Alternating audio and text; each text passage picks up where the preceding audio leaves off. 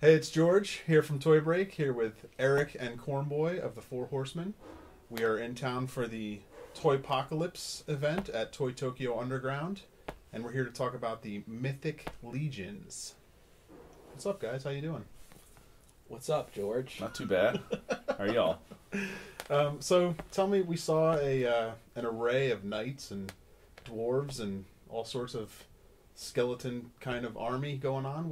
Tell me a little bit about what's going on with that. Well, what you saw there at Toypocalypse 4 Fan Ecstasy is our new property that we're going to be launching called Mythic Legions. Currently, it's planned to be a 4-inch scaled action figure line based in fantasy and mythology and a lot of sword and sorcery based stuff going on. Our first releases that we're planning to do are these little knight guys, but they're also going to come with a lot of different variant parts that you can create skeleton warriors and dwarves and other types of warriors with them. Like I said before, it's planned to be a 4-inch scaled line, planned to be Glyos compatible, and we've called it Mythic Legions because in that scale and with that compatibility and the way to be able to customize these things through their modularity, you'll be able to build legions of little armies of warriors with these things. So one of the things that we saw at the show was a plaque for different levels, different rounds, it said under each one.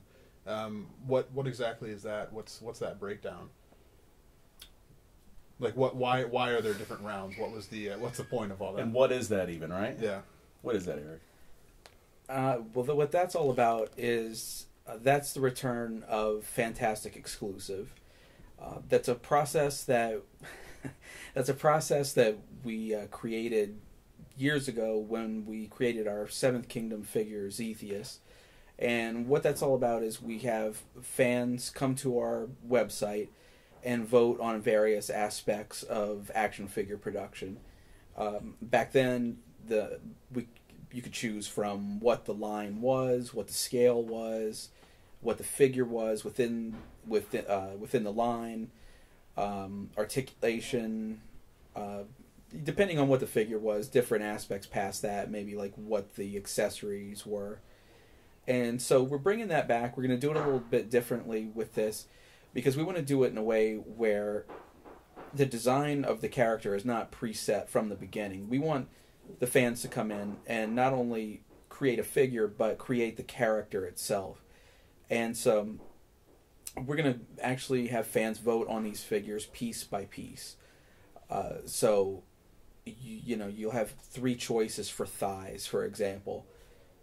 That might be round 1 of the voting. Then it'll move on to lower legs or to feet. What we've created so far, there's 6 different heads to choose from. Depending on which head you choose from, could be up to 4 different attachments for the head, like wings for the side of the helmet, or some sort of a plume for a top of a knight helmet. And so we'll take it all the way through the creation of the actual physical figure itself. We'll get into the color scheme, and then even past that, we want to get into whether or not this character is a good guy or a bad guy. Like different types of stats, the way that you would create a character in a role-playing game. So we want to go past the toy itself and into the narrative of the story. And we want to get as much fan involvement as possible. We think it's going to amount to even more direct fan interaction than the old Fantastic Exclusive had. So we're very excited about it, and we think it's going to be a perfect fit for this line. So now the 4-inch is the same scale as the Power Lords that you currently create, right? Yeah. This is, if you hold that knight up there, hand the mic over to him. Hold the knight up there. This is one of the Power Soldiers that we've recently, or are about to release, the red one. And if you look, this is the 2-up of one of the knights from Mythic Legions. And this is the scale that we eventually want these to be in. Not just so they fit in with the Power Lord stuff, but one of the reasons we want to do these at a 4-inch scale is because we truly do want these to be legions of little guys. We want you to be able to afford them and purchase lots of them so you can army build. There's a lot of people out there that are into army building, and with these guys at this scale, the affordability will make it so that you can build your own little armies of knights, dwarves, skeleton warriors, and whatever other monsters we might come up with. Speaking of which, another reason to do the 4-inch scale is because it'll be a lot easier for us to do things like gigantic dragons in scale with this guy. Could you imagine a little 4-inch figure, and the dragon that they're fighting is the size of, say, the Granomir figure that we did for Mattel's Masters of the Universe Classics line.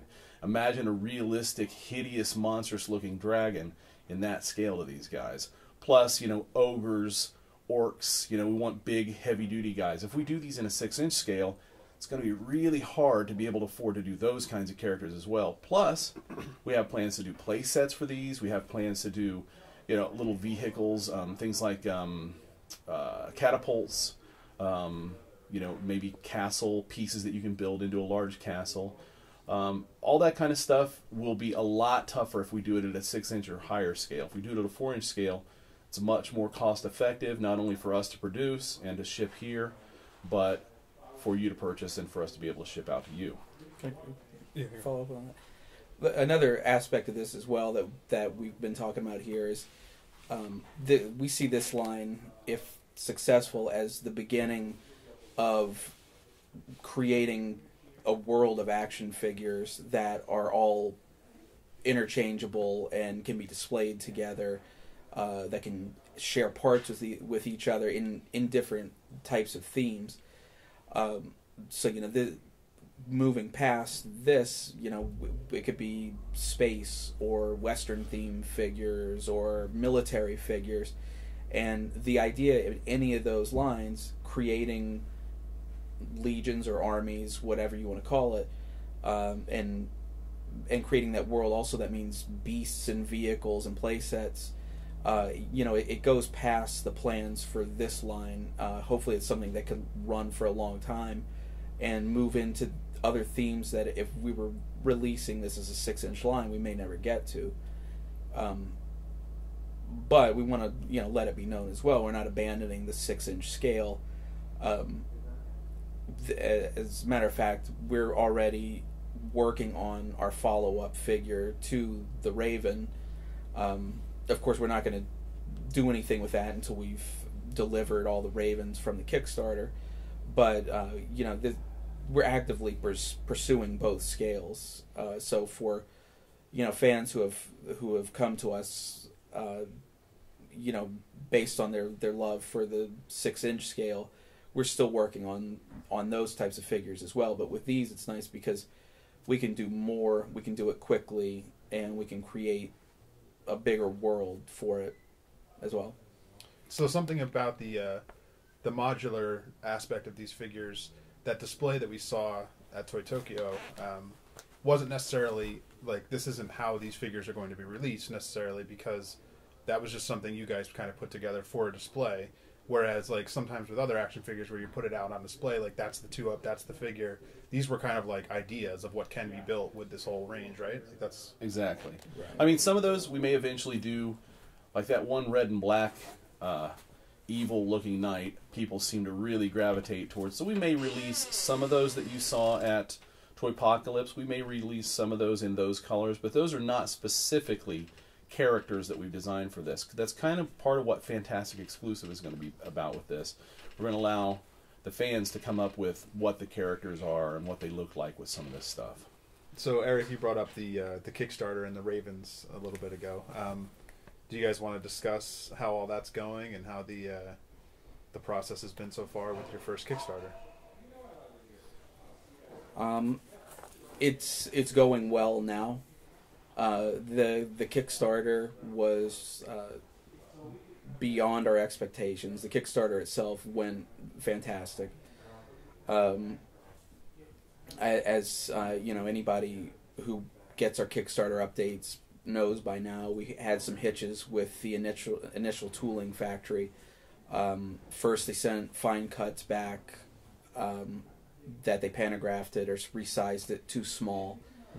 Then when they resized it correctly, the quality was horrible. It was, when we saw the images of it, it was enough to almost make us physically sick. It got to the point where we were losing so much time, and we could see that they were just failing miserably at getting the detail to look right, that we decided to just drop the factory that we were using and move to another tooling factory. Within a week of sending it over, we could already see that the difference in quality was tremendous. It's what they've done now with the detail, the proper size and everything. It's on par with Scarabus. The work is beautiful. Unfortunately, our entire schedule has been pushed back. We've been trying to keep people up to date why and how much it's off. Fans have seemed to have been very, very supportive about it so far because they just want a quality figure, and we don't want to give them anything less than that.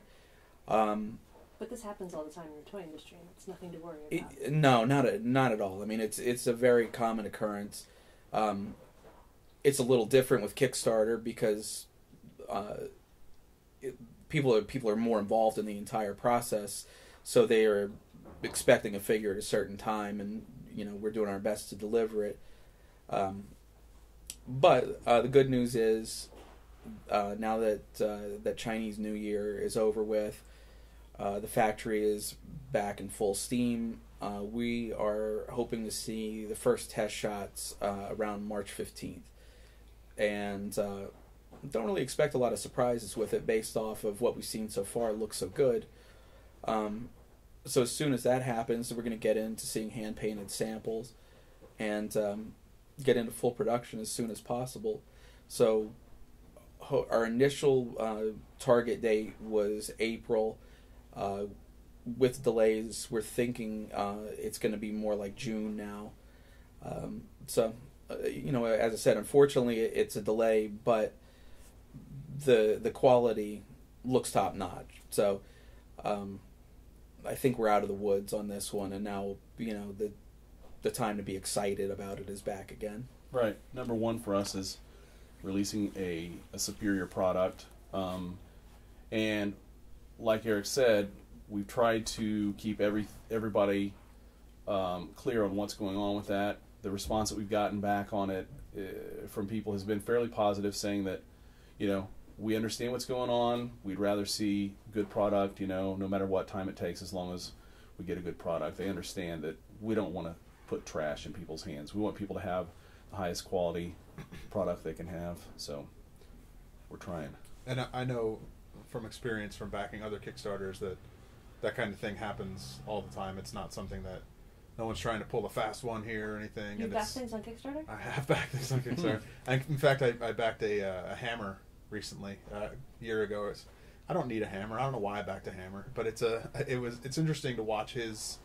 This is coming from some guy who has never done production at all, and seeing his hiccups go through the whole thing and everything. And you guys obviously you've made many figures on your own. Had many hiccups, and so I mean it happens to it happens to everyone, from someone who's just starting out and never done it to professionals who've done many things in the industry. It's kind of just that's how production goes. And his hammer is very behind schedule, and he still hasn't even started tooling yet. But I have no doubt his tool. He's tooling his tool. He's tooling his tool. I have no doubt that he's doing the same thing where he's switching his manufacturer as well.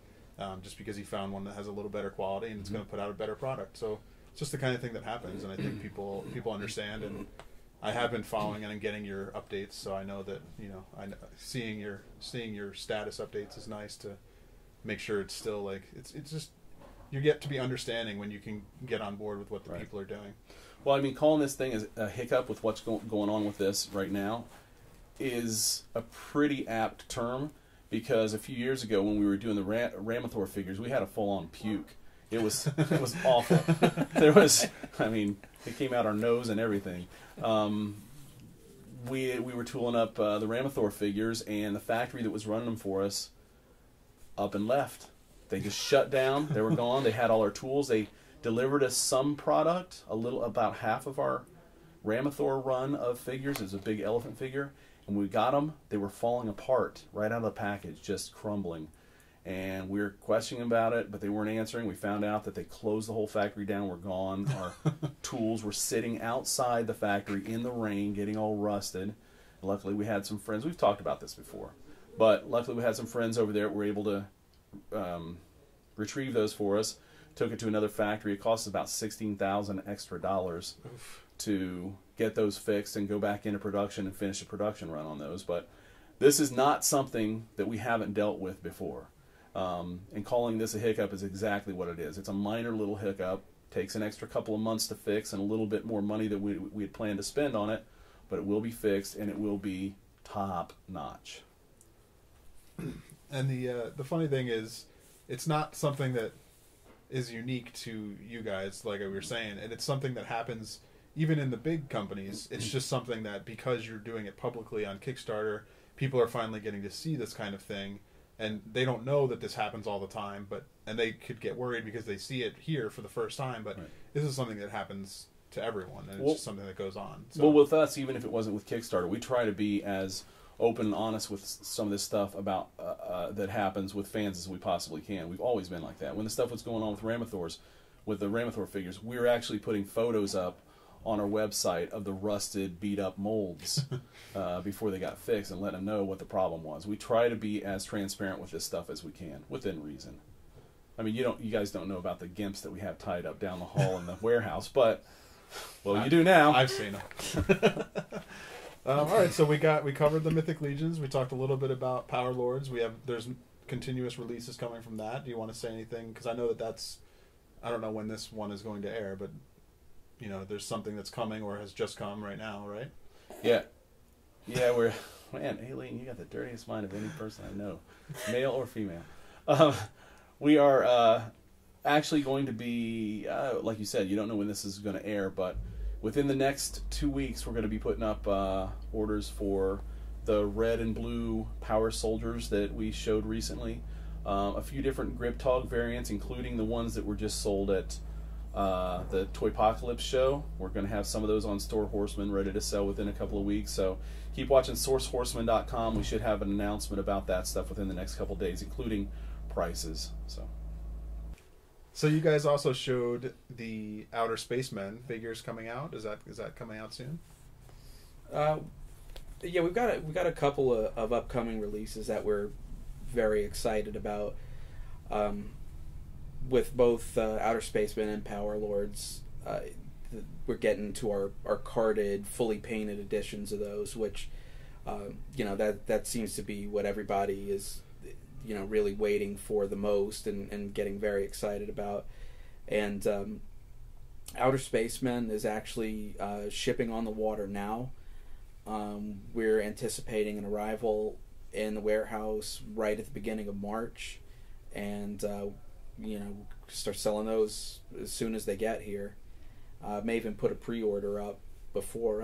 I don't know if we've even discussed that for sure or not, but Power. We will be putting a pre-order up. That'll be part of the announcement. Okay, that's coming up next week. Yeah, so that'll be coming up, and then Power Lords are a little bit behind because we had to make some packaging changes. Those. The figure production is actually done on those now. The packaging, we just have to get those slight revisions taken care of. So those should be shipping within the next week or two. So probably late March or early April for those. And the factory's doing a bang-up job on both the lines. The Outer Spacemen packaged look absolutely gorgeous. The paint looks great.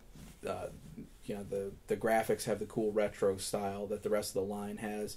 And one of the things that's just so cool now, we actually put this up at Toypocalypse, seeing those original 13 characters packaged and together and available, being the key phrase there, for the first time ever. And then there's 4 more characters on top of that. So seeing those as a group is really cool. It's just kind of a dream come true for, I think us and hopefully a lot of fans out there who've wanted all of those characters for, since the late 60s.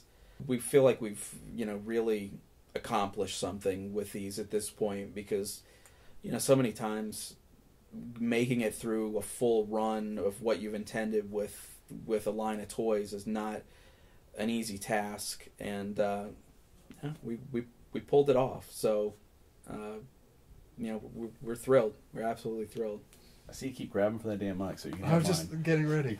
And this, he's just tired of hearing me talk. these last characters that are about to come out now, these are characters that had never been released previously, right? This is all not true. Some of them have. Yeah, Colossus Rex has been released. Colossus Rex has been released previously. Okay. But the rest of them are all new. Gamma X was one that would have been released. It was in the second wave. But so he only made it to prototype stage. Right. And then the other characters, Terra Firma, Jack Asteroid, Opramatum, and Horoscope are all 4 brand new characters designed by Mel Burnkrant for the line. Just designed in the last probably year, right? Year and a half, 2 years? Within the last 2 years. Yeah. Recently, though. Yeah. But yeah, I mean, it's been amazing to see him pick up where he left off in the late 60s, without missing a beat. They're especially, actually all of them really, I mean, have been such popular additions to the lineup. Yeah. It's hard to predict what's going to sell the fastest. We've always thought Colossus Rex was going to be the one that was really going to fly, because since we very first released these figures, that's the one everybody's been asking for. But as time has gone on, the astronauts in particular, I don't know, people really seem to want some classic astronaut figures. So, but even stranger than that, we were worried about whether the 2 alien women, Opramatum and Horoscope, would sell. And they're actually outselling all of those as individual sellers. They're outselling everything, which is great, surprising. Yeah, with the unpainted version so far. Ones. Yeah. So it's going to be fun to watch and see, to see who goes first, basically. So, yeah. Great. Now, and how do you feel about the new Mini Masters and the Princess of Power subscription? Excited about any of those figures? Really excited. Matter of fact, Mattel showed some of the... can they hear you when you just said that? Okay, so I don't have to reiterate what you just said. Okay. Aileen just asked how we felt about the Masters reveals and the Mini Masters and the POP subscription and all that kind of stuff. We just showed a couple of characters at Toy Fair. Mattel showed them in the Masters of the Universe Classics line. One of them was Light Hope. It's a character that has never really been seen before. Nobody knows exactly what he's supposed to look like. People might have ideas of what they think it should look like.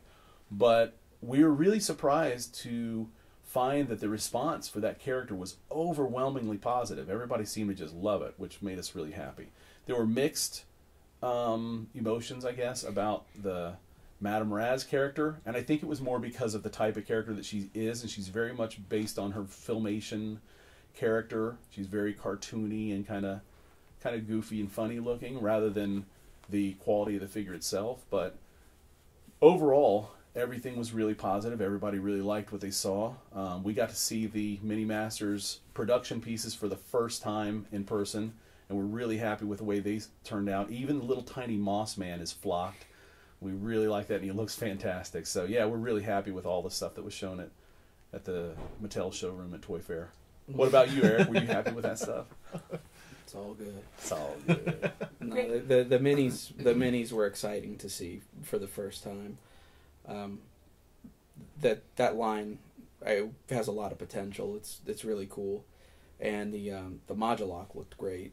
We had actually seen it once before, but we saw it fully packaged and fully painted, fully production piece, and it looked like a prototype. It was so well done, and yeah, I mean, all the stuff, all the reveals look good, and more than anything, we were just happy that response seemed to be great this year. They didn't seem no huge controversies, and nothing was leaked before the show this time or anything like that. So, there was just a great vibe all around with the reveals this year. So that makes us happy. Well, we love you guys. We appreciate what you do. We appreciate all the work you put into the lines that you work on. And where can people follow you for exciting news on your new epic Mythic Legions line? Probably within the next week, we'll have really good photos of all the prototypes that we showed at Toypocalypse on our main website, which is sourcehorseman.com, not Source Horse Semen, sourcehorseman.com. And if you want to purchase anything that we have, anything that's currently in stock, or anything that's upcoming, you can go to storehorseman.com. See what they did there? See what they did there. And we're trying to think of any other suggestions for any kind of like play on words names for other more sites websites. that we can put together. Should people tweet you? Don't tweet me because I don't really check the Four Horsemen Twitter all that much. But you can email George and Aileen and they'll forward them to us. We'll let you know. That's a good idea. Or just call. I'll give you George's number. George's number is 818. Am I good? Am I good? Am I good? Well, thanks guys for squeezing me in to your time here. Really And squeezing into you. hey, you like plays on words. I didn't say that. All right. Well, thanks guys.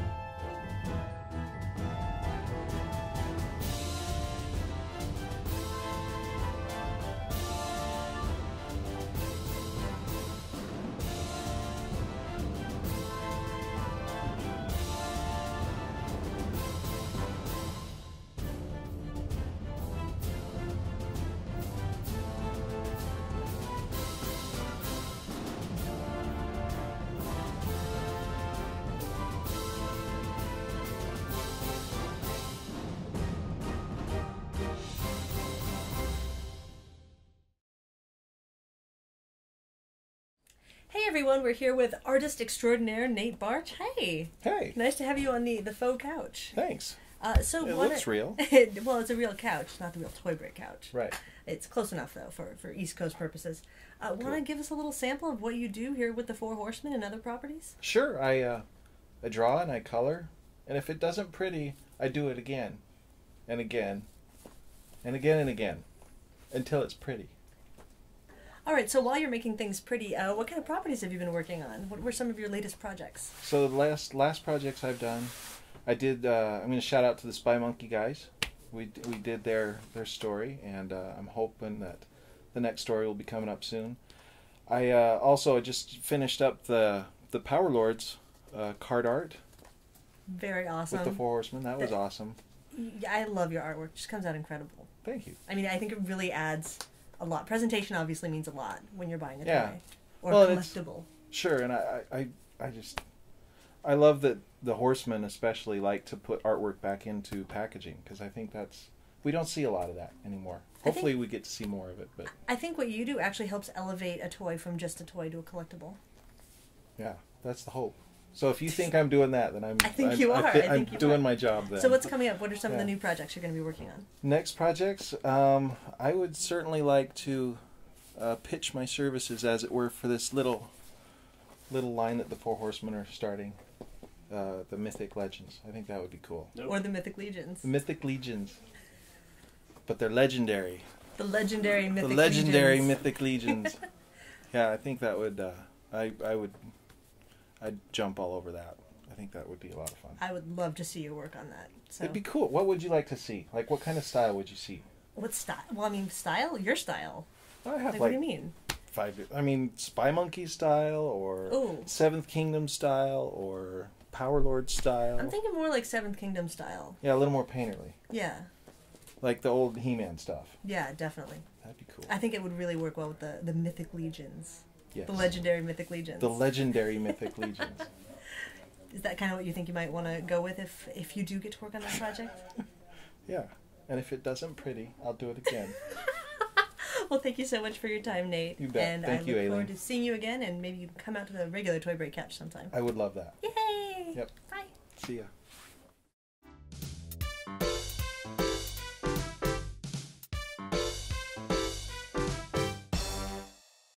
Oh, hi, Jim. You getting out of here? Mm-hmm. Jim's getting out of here. Say bye, Jim, everybody. Bye, Jim. Bye, Jim.